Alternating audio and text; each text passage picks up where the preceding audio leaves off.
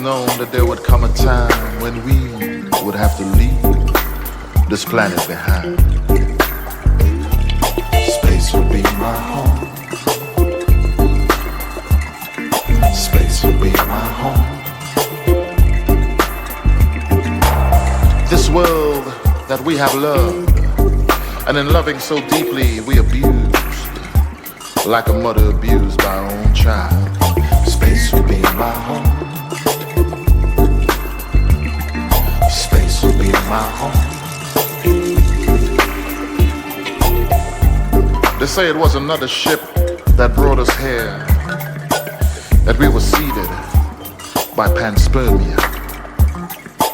And now from the windows of the last ship to go, we look out onto the barren fields, to the burned roots of trees and black rivers, in this chemical rainforest. In this chemical rainforest.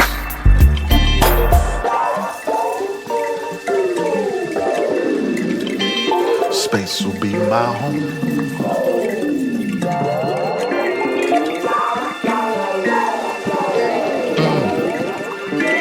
Space will be my home. As we travel the spaceways, we leave no data trace. We hibernate through cryogenic sleep, emerging into another world, in another time and space.